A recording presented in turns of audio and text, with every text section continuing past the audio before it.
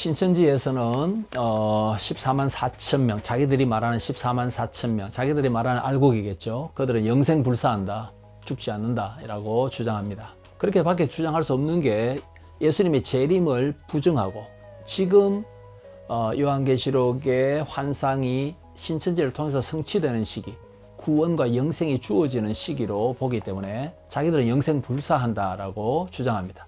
자기들은 죽을 필요도 없이 지금 몸 그대로 영생한다. 이 지구는 계속 지속될 것이다. 이렇게 보는 것이죠. 이게 왜 요한계시록의 가르침과 정면으로 모순되고 충돌되느냐 하면 요한계시록 20장에 등장하는 예수 그리스도의 재림과 최후 심판과 부활 때문에 그렇습니다. 요한계시록 20장에 보면 예수님께서 재림하십니다. 재림하시면 최후 심판을 합니다. 최후 심판 때 생명책의 이름이 기록된 사람은 영원한 천국으로, 이 영원한 천국을 새하늘과 새 땅이라고 21장 1절에서 부릅니다. 생명책에 기록된 사람은 영원한 천국에 들어갑니다. 근데 이 생명책에 기록된 사람의 이름이 들어갔다가 빠졌다가 지웠다가 다시 기록되고 그렇지 않다라고 3장 5절에서 말합니다. 이기는 자는 결단코 생명책에서 이름이 지워지지 않으리라 라고 3장 5절에서 예수님께서 말씀하신 바가 있습니다. 영원 전에 하나님께서 기쁨으로 예정받을 자를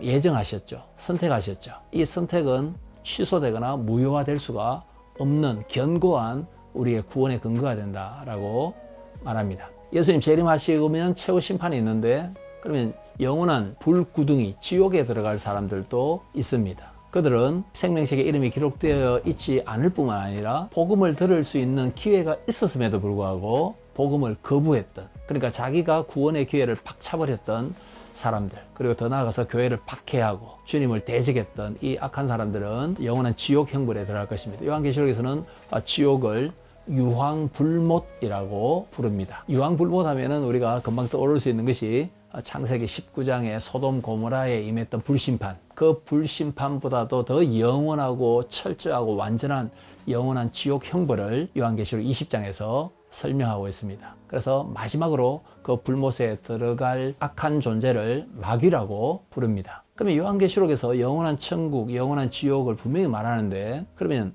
요한계시록에서 가르치는 영생불사는 무엇인가? 그것은 주님이 재림하셨을 때 육의 부활, 성도들이 부활할 것입니다. 이 부활의 몸을 입고 영생불사하는 것이지, 그러니까 주님의 재림이 없다면 영생불사도 불가능한 것입니다. 부활의 몸을 입고 영광스러운 몸을 입고 고린도후서 5장에 약하고 썩어질 몸이 아니라 강하고 영광스러운 몸으로 영원히 주님과 함께 우리가 살게 될 것은 주님의 재림 이후에 육체의 부활로서 가능하다. 신천지에서는 주님의 재림과 육체의 부활을 부정하기 때문에 성경에서 말하는 영생불사를 그들이 누릴 리는 없습니다. 영생불사를 누가 누릴 수 있는가? 주님의 재림과 재림 때 있을 몸의 부활, 고린도전서 15장의 부활장에 이게 설명되어 있고요. 데살로니가전서 4장 16절 17절에도 이게 설명이 되어 있습니다. 그래서 주님 재림과 육의 부활, 부활의 소망을 가지고 믿는 사람만 영생불사할 수 있습니다. 신천지 교주 이만희의 신격화,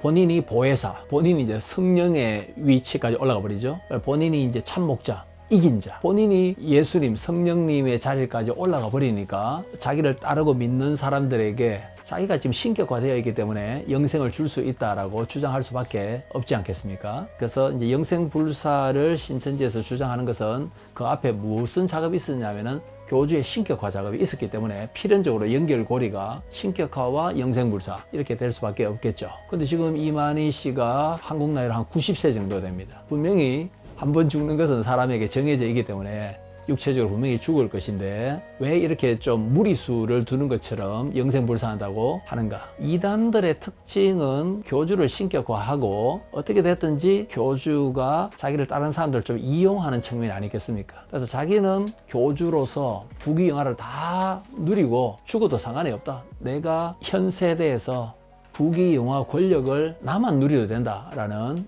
이기적인 그런 장면이 아니겠습니까? 이것은 새로운 것이 아니고 이단들마다 교주를 신격화할 때 다 이런 현상이 다 일어났고, 그래서 교주 사후에 분열되기도 하고, 이것은 우리가 이단의 역사를 통해서도 확인할 수 있고, 또 예수님 당시에도 사내들인 공회를 장악하고 있었고, 또 종교적인 권세, 정치적인 권세를 누렸던 사두개인들, 대제사장, 사두개인들, 그들도 부활과 영생을 천사를 안 믿었던 사람들이죠. 그들에게 있어서는 내가 살고 있는 이 현 세대의 부와 권력과 모든 것을 누리는 것이 최고다. 그렇게 주장했던 사람들이 있습니다. 그래서 사두개인들의 후손들 비슷한 사람들이 교주 중심으로 이단들에 많이 있다라고 보시면 되겠습니다. 신천지에서는 지금이 요한계시록의 예언이 성취되고 있는 시대고, 지금이 천년왕국이고, 지금이 영생을 누리는 시기이고, 이 지구는 이 상태로 영원하다고 보는 거죠. 그죠? 예수님께서 비유로 말씀을 많이 하셨는데, 비유의 핵심 주제는 하나님의 나라입니다. 하나님의 나라가, 하나님의 통치가 지금 이미 임해 있고, 주님의 재림으로 하나님의 나라가 완성될 것이다. 이걸 주님께서 비유로 한 50에서 60개 정도를 통해서 말씀하셨습니다. 복음서에만. 그러면 이 비유를 신천지에서 비유풀이 하면서 자꾸 주장하는데, 그러면 우리 크리스찬들은 어떻게 해석할 것인가? 비유는 요한계시록하고 관련이 전혀 없습니다. 비유는 주로 복음서에만 등장합니다. 그래서 우리가 하나님의 나라를 잘 이해하기 위해서는 유대인들의 일상생활 습관을 염두에 두고 주님께서 쉽게 말씀하셨죠. 그죠? 그런데 비유를 듣고도 깨닫지 못하는 사람은 심판을 받고요, 비유를 깨닫은 사람은 또 구원의 은혜를 누리게 될 것입니다. 그래서 비유에는 들어도 영적으로 깨닫지 못하는 그러한 은폐 기능이 있고, 비유를 믿음으로 잘 깨닫는 사람은 하나님의 계시를, 말씀을 깨닫는 기능도 있습니다. 그래서 비유는 알려주는 기능도 있고 감추는 기능도 있습니다. 그러나 지혜와 계시의 성령의 조명을 받고 믿음이 있는 사람은 우리가 지혜를 가지고 있습니다. 이걸 에베소서 1장 7절 8절에서도 강조하고 있고요, 골로새서 3장 10절에서도 강조합니다. 하나님께서 우리에게 지혜와 총명을 주셔서 하나님의 나라, 하나님의 말씀을 깨닫도록 우리를 지혜의 자녀가 되도록 해주셨다라고 말씀합니다. 그래서 요한계시록과는 관련이 없지만 신천지에서 그렇게 애용하는 단어 비유, 이 비유를 통해서 주님께서 하나님의 나라의 모습을 우리에게 교훈을 하려고 합니다. 그러니까 하나의 비유에는 핵심적인 메시지가 하나밖에 없습니다. 가라지 비유를 통해서는 하나 정도 집중주의해서 가르쳐 주려고 하고, 또 다른 모습은 또 다른 비유를 통해서 주님이 가르쳐 주시겠죠. 결국은 핵심적인 제일 중요한 메시지 하나를 우리가 찾아내는 것이 비유 해석에서 중요한데, 신천지에서는 그렇게 하지 않고 비유에 등장하는 작은 부분들까지 의미를 자꾸 주입을 시켜서 자기들의 교리를 강화하기 위해서 자의적인 정통 해석이 아니라 잘못된 해석, 오석을 하고 있다라고 보시면 되겠습니다. 기성교회에는 구원의 복음이 있습니다. 근데 이 구원의 복음이 우리의 이성을 초월하는 그런 면도 있고요, 또 이 복음이 우리의 생각으로 이해가 되는 것도 있습니다. 근데 모든 이단들의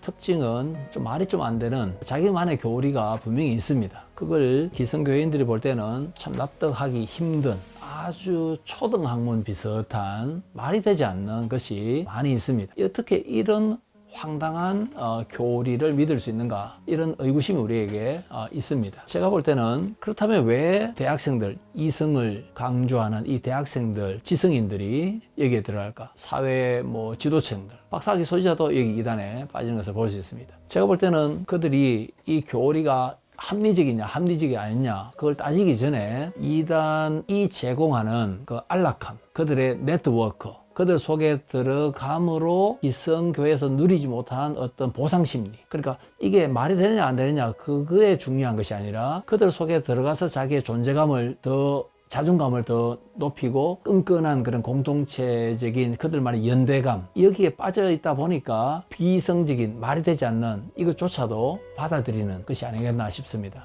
이미 그들은 영적인 눈이 어두워질 수 있는 그들 속에 들어갔기 때문에 이걸 굳이 따질 필요가 없는 것 같습니다. 이 좋은 사람들이 믿는 교리라면 맞겠지, 진지하게 이게 맞나 안 맞느냐를 따지지 않았기 때문에, 그러면 결국은 우리에게 주는 숙제가 있겠죠. 우리에게는 복음이 있고 영생의 진리가 있는데 이단에 우리의 멤버를 빼앗겼다. 이것은 우리가 이 복음을 잘 가르치지 못한 책임도 있겠고, 무엇보다도 1차적으로 이 복음을 전수하고 가르쳐야 될 책임은 부모에게 있겠죠. 가정에서 부모가 이 복음을 또 가정 예배를 통해서 가르치지 않았기 때문에 부모의 책임이 일단 있다고 보고요. 그 다음에 교회적인 측면에서는 따뜻한 교제, 위로, 소망, 형제 자매의 사랑, 이런 교제가 잘 형성되어 있다면 쉽게 또 저 이단 쪽으로 빠지지 않았을 것이다. 좋은 정통 교리가 있다면 이걸 잘 나눌 수 있는 공동체성, 우리가 공동체라는 말을 교회에서 얼마나 씁니까? 우리는 무슨 공동체입니다. 사랑의 공동체입니다. 진리 공동체입니다. 복음 안에서 사랑을 실천하는 공동체입니다. 세상을 변화시키는 공동체입니다. 그런데 이 공동체라는 말이 커뮤니티입니다.